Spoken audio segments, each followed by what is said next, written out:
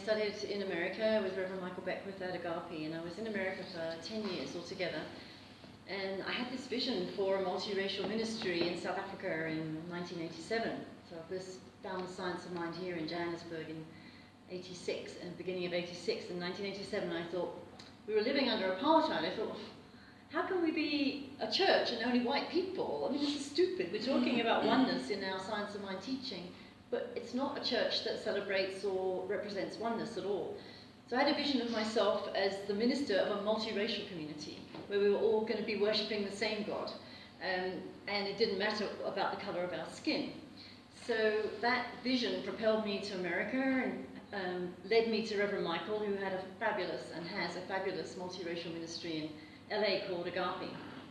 And when I found Agape, I think it was 1991, I thought, oh man, this exists in the world, this multiracial ministry, it's there, it's here, it's happening. So if it's happening here in America, it can also happen in South Africa. It's like Reverend Michael Beckwith was the precedent for me.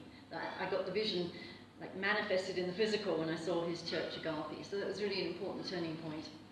Anyway, I came back at the end of 1999 after 10 years in America, and I got going with starting the ministry, and I don't think there's anyone Anka was the only one that I had known in Johannesburg in 1986, 87, 88, when we were studying together in the Science of Mind with Reverend Gladys Harrison. So Anka's still here today. Well, thank you so much for being the midwife of this church and staying with it all the time.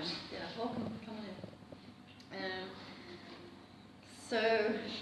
in. We got going on Easter Sunday of the year 2000, and so early on in the beginning of the ministry, I don't think I've ever shared this before, but I had a prophetic vision that by the end of 2004, I would be gone. I just somehow knew that, and in my vision I would be overseas and I would be teaching overseas. So I didn't see the church folding. I just saw that someone else would be taking over from me, and I would be overseas more of the time. And that's exactly how it all evolved. Towards the end of 2004, I felt a strong call to go to Europe, and I studied to be an English teacher for foreigners, and I handed the ministry over to Gerd. Now Gerd and Anka and Penelope had gone through the 4-year curriculum with me to become practitioners. And Gerd had actually given up his full-time job. He'd taken early retirement so that he could focus on his spiritual studies. So he was the one that I asked to take over from me. And I want to take a moment just to acknowledge Gerd, because he's done such a fabulous job. If it wasn't for him saying yes, we wouldn't be here today. We wouldn't have had Soul Home for the last, 13 years actually, yeah, because I did it for 5 years and then Gerd took over. So what I noticed was when I would come back sometimes to South Africa for Christmas, I would always come and visit Soul Home. And I don't know what your experience is walking in here, but when I came back and not being the minister anymore, I felt like I was walking back into this lovely warm blanket of love. Gerd has done such a beautiful job of anchoring unconditional love. That's been for me, his most spectacular contribution to this ministry. And also, my vision was 50% black, 50% white. That was my vision. Like, let's have 50-50. Let's have equal balance of black and white races in my church. So mostly it was white people that came in the beginning, but then more and more black people started to come. But when I came back and I saw what Gerd had created, actually, more or less, we're like 9-1. We're pretty much the ratio of the blacks to whites in South Africa at the moment, which is perfect. It's perfect. We're moving forward with the evolution of South Africa. The church is moving forward in that way as well. So I just think we need to give him a clap.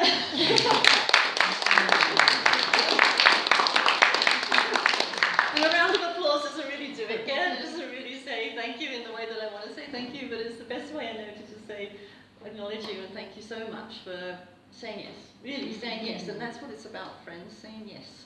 So saying yes to something bigger than yourself. Saying yes to going beyond your comfort zone. So 18 years ago, I was terrified. I was terrified on the night before the first church service, because not 18 years of my life, so 1987 to 2000, so 13 years of my life, I've been driven by this vision And like, what if it flops? That's always the fear, right? When you're doing something that's really big that you've never done before. And people in America said to me, Stephanie, don't worry, you know, the people will come forward. You'll have the resources you need. You'll have the space that you need. And I'm thinking, yeah, it's fine for you to say. Like, you're here, you're comfortable in America, you go to Agape every Sunday, everything's there for you. But I'm going, you know, poor me, I'm going to this country where I don't know who's going to say yes, and maybe no one will say yes, and I'll have studied all this time for nothing. I mean, that's just the mad imaginings of a frightened mind. So anyway, I came back and people came, and the first service was wonderful, and it's been going strong ever since. So it's a wonderful thing that we're here. So thank you for being part of it. So we're 18 today, and 18 is officially the time to grow up, right? So it used to be 21, which is very interesting. So it went from 21 to 18, and that's in my lifetime. I remember when I was younger, people would celebrate 21. 18 wasn't really a concept at that time. 21 was the key of the door. 21 was grown up. Was that so in South Africa as well? Mm-hmm. That it was 21 and then it moved to 18. I can't remember when it moved to 18 as the official age.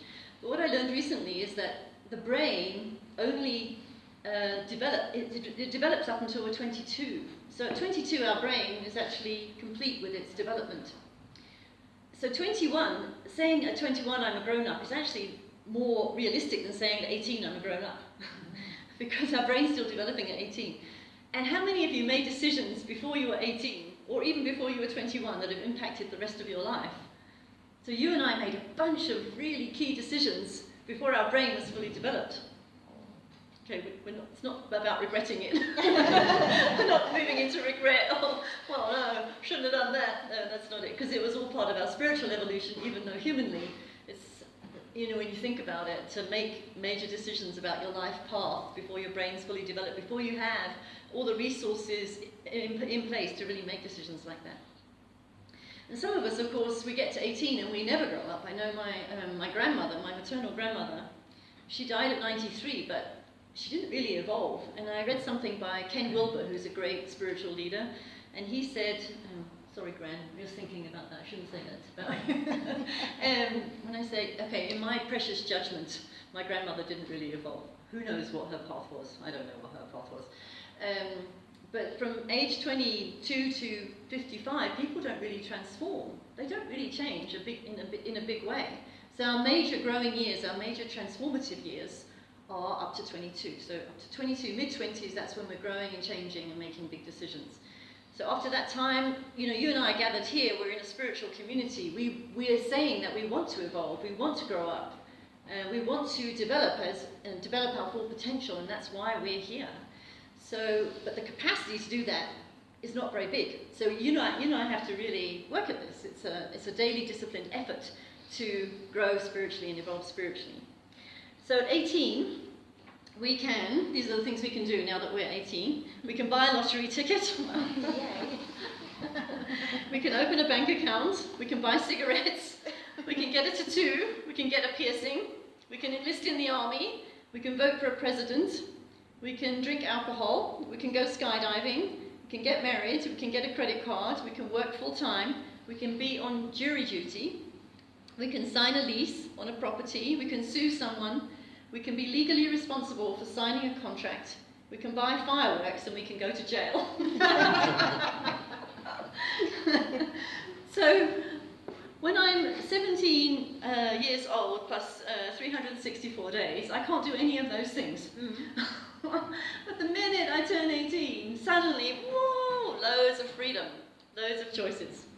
So it's quite it's an important moment. It's an important moment, but it's never a moment, is it? It's always an evolutionary process. So people are equipped to make those decisions, and they're old enough to make those decisions, but not equipped to make those decisions. And some people grow up very early, and they could make decisions like that long before they're 18. So, anyway, but 18 is our point, our dividing line. So today I want to talk a little bit about what it means to grow up. Now, who thinks growing up is like something really exciting? I think the younger people in the room probably think growing up is like a very cool thing, right? Now, growing up, when I was a kid, I'm sure it was the same for you, I just wanted to be free. Do you have that feeling? Like, okay, so if I can crawl, I want to walk. If I can walk, I want to be, pardon? Running, exactly. There's that, natural inbuilt mechanism within us that strives for freedom and strives for independence and strives for that feeling of control. That's what it is, a feeling of control. So when I actually turned 18, I was in school, and interestingly, my 18th birthday was Soweto Day. It was the day that the school children did a peaceful demonstration and rebelled against having Afrikaans language as the language of their instruction.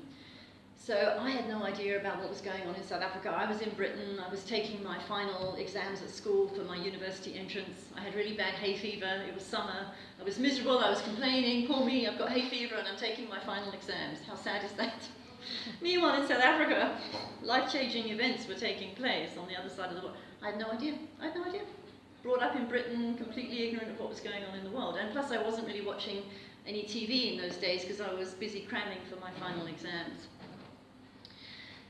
So that was me at 18, and I left home as soon as I could. As soon as I'd finished my education, I was on the road. I bought myself an Interrail ticket to travel around Europe. And it was a big shock because I thought, this is it. I had my backpack on my back, I had my sleeping bag tied to my backpack. And I thought I was free, and what I found out was, I'm not free at all. I have to now figure out where I'm going to stay every night. I don't have a bed waiting for me at home. I was in Germany at the time. I have to organise food, I have to organise laundry. Like, this is not what freedom should be about. I shouldn't have these adult responsibilities. So as a kid, we're growing up thinking that freedom is the most amazing thing. And then when you get there, you think, oh no, I have to be responsible. I never knew that was part of the deal. And I remember my first teacher, Reverend Gladys, talking to us about, there's no freedom without responsibility. And I didn't know what she was talking about. I had no clue. I didn't know what responsibility, I couldn't even understand the word, let alone live my life as a responsible adult. It was very backward in many ways. So what happens with us spiritually? I've been talking about our human incarnation, so what we can do at age 18 and how we grow up. So we get bigger bodies in the human incarnation, but spiritually, it's not about turning age 18, it's not about getting bigger bodies, it's about who we're becoming as spiritual beings. So we are evolving towards greater and greater spiritual adulthood. So think about people in your life that you know who you would call a spiritual adult. So it has nothing to do with years.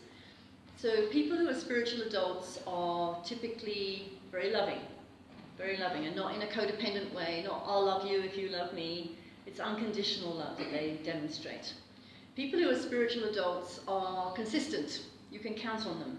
You know that they'll do what they say they're going to do, they'll keep their word with you, and they'll consistently keep their word with you. You can trust them. Trust is an important piece of that. Let me hear from you what other qualities you have seen in spiritual adults. People around you, people you know, people maybe who've gone on to the other side already, grandmothers, grandfathers, often they are the embodiment of spiritual adulthood. They expand their consciousness. They expand consciousness, exactly. So the awareness of the presence of God and the development of that awareness of the presence of God is key. It's an important motivation. That's right, John. Being present and being more and more expansively present, more available. Yeah. They're wise. Wisdom, perfect. Yeah, wisdom, wise people. Yeah. They have empathy. Empathy, exactly. They can see the ignorance. They have compassion for the lack of understanding. Compassion for the ignorance that they see. Yep. Very good. Yes. Oh, sorry. They can see clearly. Adults can see.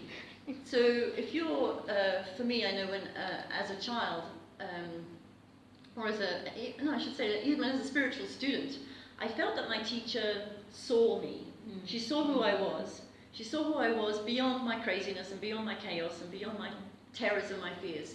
My first spiritual teacher, Gladys, saw me as a spiritual being, as an evolved soul.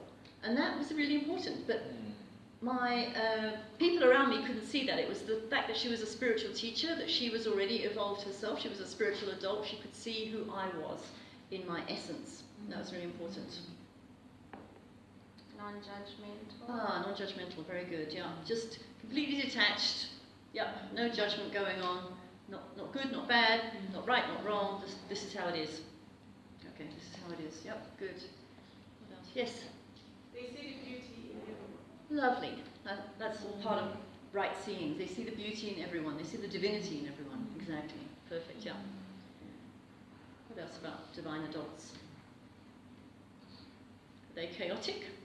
No, they're ordered and peaceful. Yep. Things have structure. Yes. Playful. Playful? Is that an adult quality? It is, it is. Being playful is allowing the inner child to come out, but with a sense of responsibility about it. So, if it's a child, pardon me? Those are your jokes you always make at the beginning of your talk. The jokes. Yeah. Yeah. So my inner child, is very playful. But I'm also like a recovering alcoholic, so I have an addict in me, and the addict part of me is a very wayward child. Okay, so I can be playful, like in the past anyway, go out and get wasted, have parties, go mad, go crazy, take stupid risks. That was me being playful, but without any sense of responsibility, because my addiction was taking over my life. So now as an adult, I can be playful, but I'm not going to harm anyone. I'm not going to harm myself in my playfulness. Okay, so there's wisdom. There's humility. Humility is another important quality of an adult. Someone who's very spiritually wise, spiritually awake, but completely humble about it. Never brags, never boasts. That's an aspect of a child, bragging, boasting. Look at me, aren't I great, aren't I wonderful? And that's okay if you're 5 years old. But when you get to 20, 25, 30, 40, it's not okay anymore to be bragging and boasting and showing off. But some people are still doing that because their inner child isn't developed yet. So our inner child is the part of us that's not developed. It's the part of us that's very scared and trying to control everything. So in your life, if you're trying to control things and they're not getting controlled the way you want them to be controlled, that your kid, your inner child, is frightened and trying to manage reality to suit themselves, and it usually fails. I'm sure you've experienced it. Trying to manage things your way, trying to get your way in the way that you know how to get your way. So you and I manipulate, throw a tantrum, cry. Women do that. Start crying if we want to get our own way.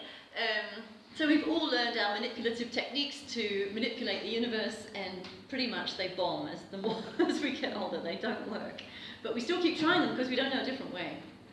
So that's why we come to places like this, to Soul Home, to spiritual lessons, spiritual teaching, so that we can learn to be an adult and learn to have lives that are lives of service, lives of contribution, lives of generosity, lives of love, lives of compassion, so that we can be a beneficial presence in the world. You and I cannot be a beneficial presence in the world if our kid, our inner child, is running things. We become a burden, and life becomes very difficult. And when I started studying the inner child work, I realized that most people go to lawyers because the inner child has gone wild, the other inner child has gone wild too, and now we need a big daddy lawyer to sort this mess out. So yeah, you and I, if we're not operating from our divine adult self, usually there's chaos, there's craziness, there's confusion in our worlds. But the minute or the instant, I've noticed it myself in my own inner work, the instant that I can connect with my inner child in a compassionate, loving way, everything shifts. Everything shifts around me. So that's our inner work that we do here at Soul Home. We're deliberately wanting to develop that conscious presence of God in ourselves and connect with that part of ourselves that's still scared, still afraid, still doesn't know how to live life, doesn't have any life skills. And we've got it in all of us. And then my friend here, BK, manages a nursery. So she's dealing with children all day long. And a lot of people, I'm not saying this is true about you, but a lot of people have children to try and fix that inner kid. That's why they have the kid. They have biological children, or they work in a realm where there are children. I know for BK, she's a spiritual adult, so she can work with children, and her nursery is really flourishing. The parents intuitively know that they can bring their kids to BK and she'll take care of them. But she'll not only take care of them in terms of keep them safe, she'll raise them in spiritual awareness of who they really are. So bless you for the work you do in the world. It's really a fabulous thing that you're offering. Good. So now I want to do something called a visioning. We don't normally do this in our Sunday services, but this is the special thing that we prepared today. So rather than have me talk all the time, I want you to get a sense of who you are as spiritual adults. So we're going to do a visioning. And very briefly, a visioning process is where we're opening ourselves up to divine inspiration, divine knowing. And what I'd like you to do in a minute when we start the process, I'd like you to close your eyes. And I'm going to be asking some questions out loud. And I would like you to just listen inwardly for your own answers. And when you're in a visioning process, it's like being in a meditation. Your answers will come to you in a very unique way, a way that's unique for you. So in my case, when I'm in a visioning process, I get a lot of words. I'm a wordsmith. I love language, so a lot of words come through to me. Some people can be in a visioning process and get images or pictures in their minds. Some people can get feelings, sensations. Some people can have memories triggered. Some people can have prophetic visions where they see things that don't exist yet on this planet, but they're opening up to the world of non-time in the visioning process, so they can see things that haven't apparently been invented yet. So everyone gets intuitive messages in their own way, and it's all perfect. God communicates with each of us individually. We've all got different wiring, different makeup, so we all get a different line of communication with the divine. So I'll ask a few questions, and I'll ask you to just meditate on each question. And then at the end, we're going to actually, let's hand out the papers before. We've got cards for you to write on, and pens as well. So when I'm envisioning, normally I start writing, but some people don't. Some people like to stay in that sacred space. They don't want to open their eyes, they don't want to write, they don't want to become conscious to write. So they stay in that inner space, and then they can write at the end or not, doesn't matter. If you want to remember it, it's helpful to write it down, otherwise you don't have to. Okay, let's just pass this around.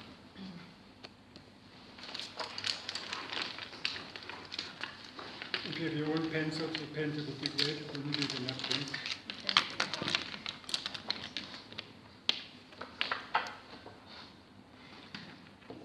If you have your own pens, that would be great. If you could just get one now. I'm trusting there'll be enough.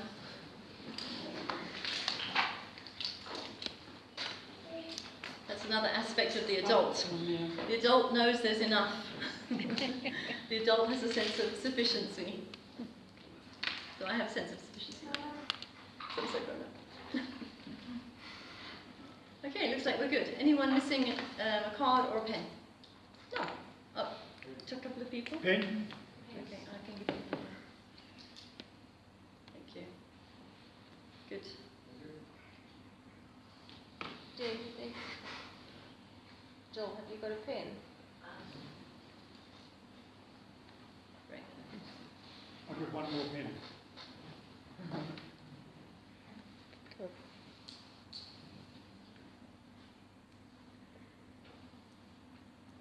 Okay.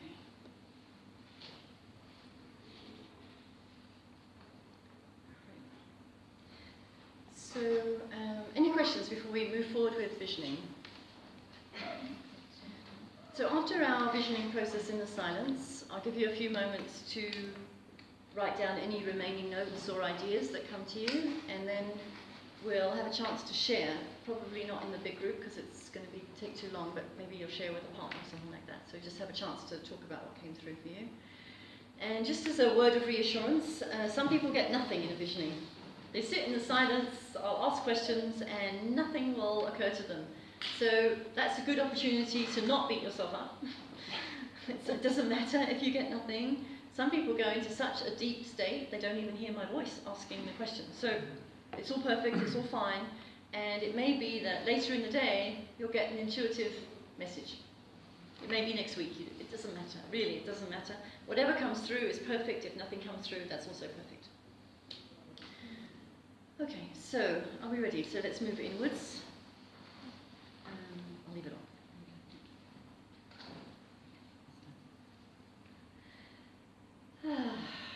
So just turning aside now, once again, from the outer world. And everything that happened up until this point.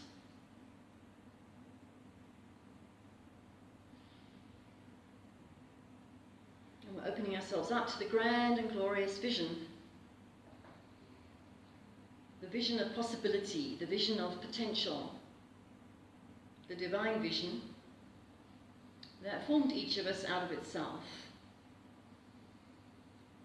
That perfect power, presence, life force that wanted to know more of itself, and therefore it brought each of us into being. It wanted to expand, it wanted to grow in awareness, grow in knowledge of itself, and each of us is its representative. So I know that I have been formed of a divine vision, and so too has everyone here. Each one is here by divine appointment with a right and a reason to exist and a divine purpose to fulfill. Each one here is on a soul journey. Regardless of what may be happening at the human level of effects, at the human level of relationships or health or finance or work, regardless of any of that, each one here is on a soul journey, moving forward towards a greater awareness of cosmic consciousness.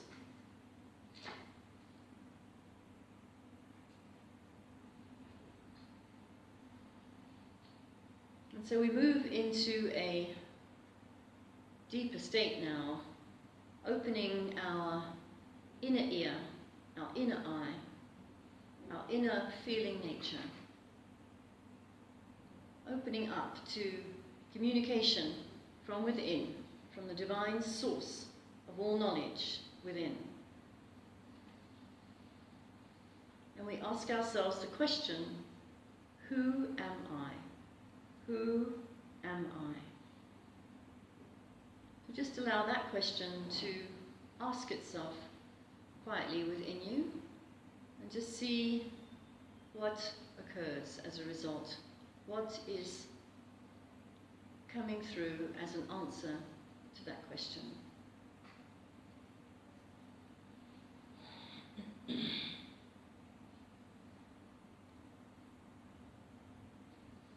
Even if it seems random, even if you don't understand it, even if it doesn't even make sense, just allow who am I to answer itself in your consciousness.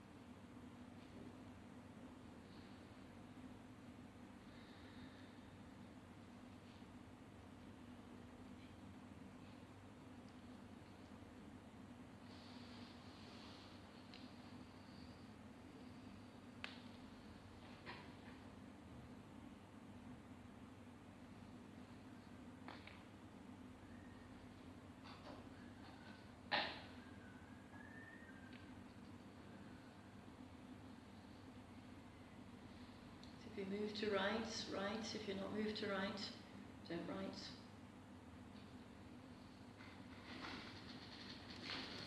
And just keep asking that question. And each time you ask it within, you open up to a deeper connection with your own soul. Who am I?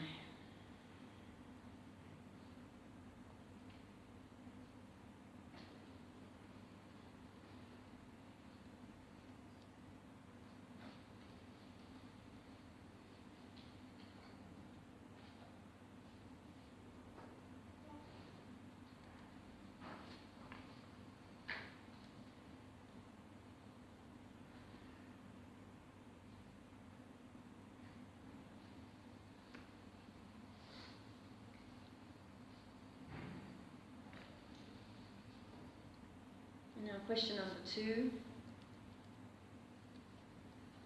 Where do I have to expand now in order to grow into full spiritual adulthood? Where do I have to expand now to grow into full spiritual adulthood? Where is my growing edge? What's the next step?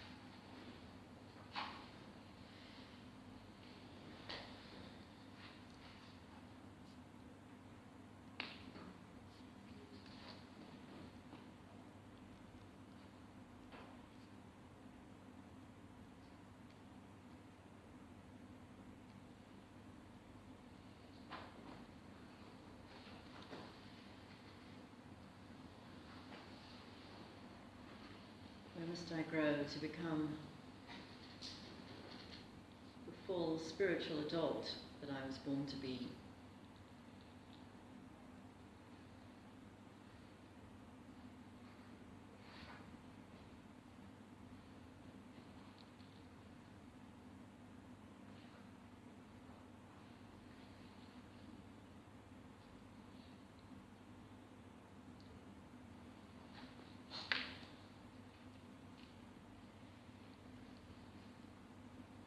The third question is, what must I now release to grow into that spiritual adult that I'm meant to be? What must I now let go of?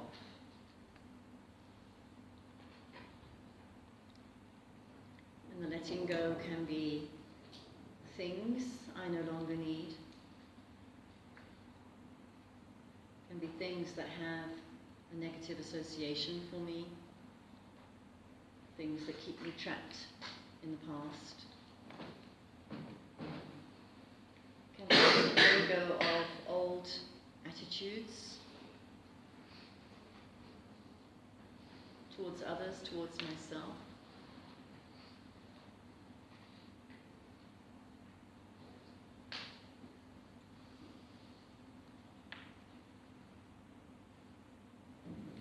Could be letting go of relationships that no longer serve. Relationships that have changed and moved on.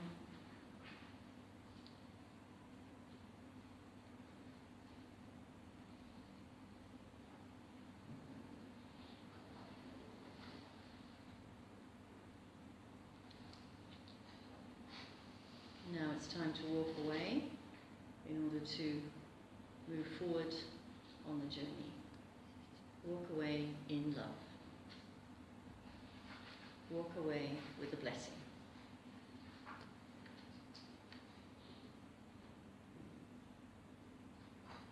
Old habits, destructive habits that no longer serve.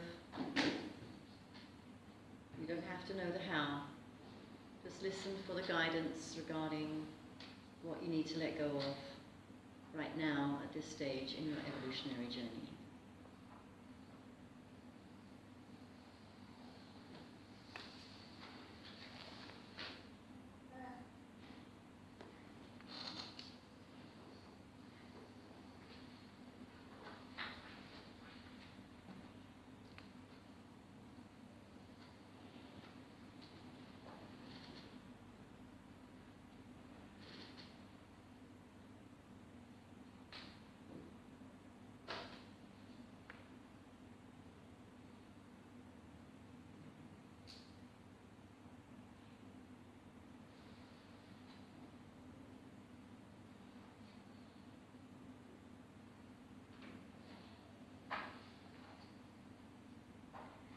And as an evolving spiritual adult, this is the next question.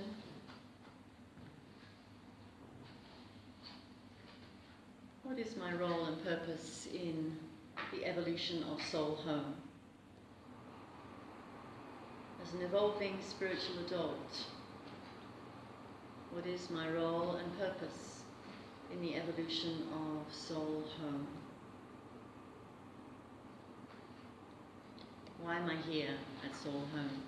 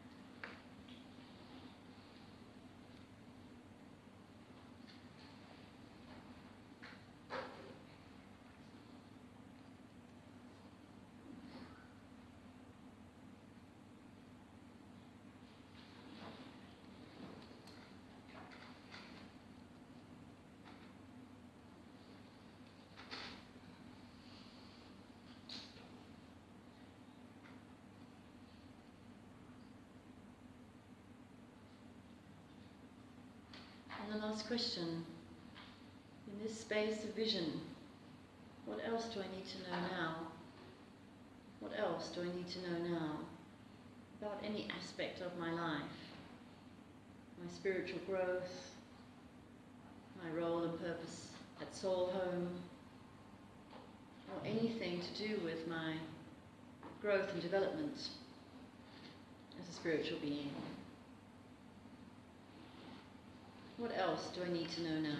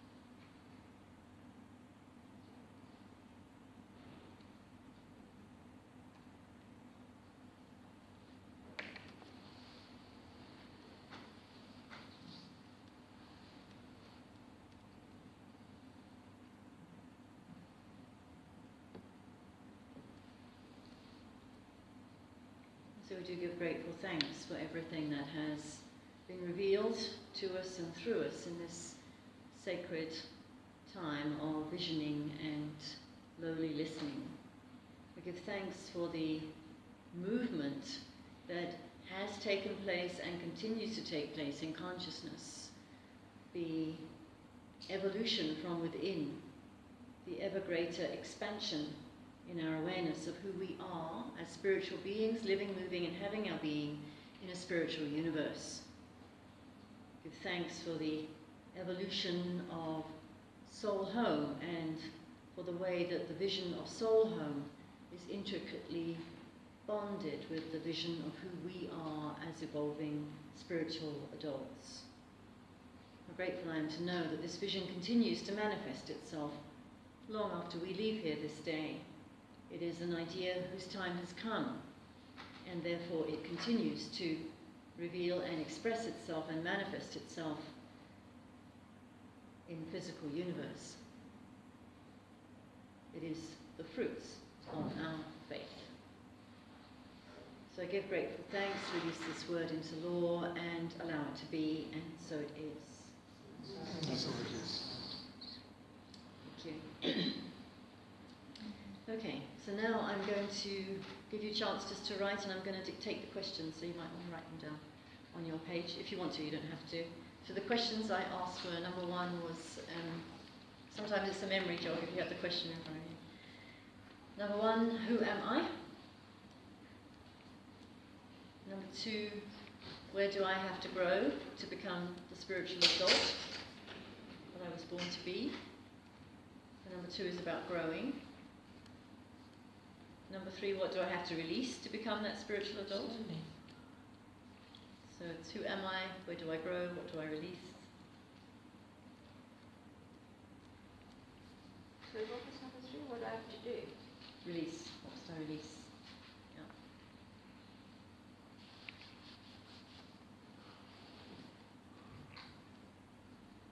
Number 4, what's my role and purpose in Soul Home?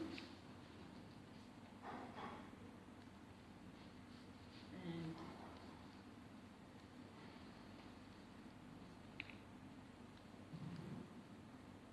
number 5 is what else do I need to know now regarding anything about my spiritual journey?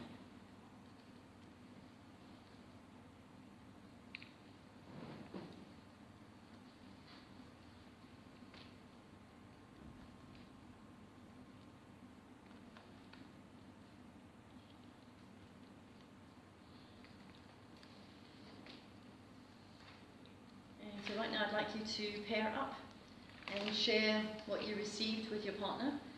You can work with the person sitting next to you. If there's someone in the room that you particularly want to work with, I imagine you two might want to work together, then pair up with your partner. So do that now. Go be with the person that you're going to share with.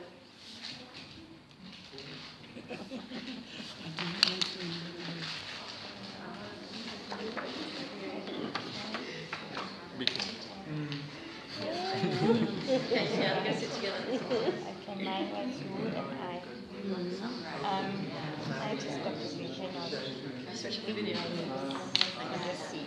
So I don't know.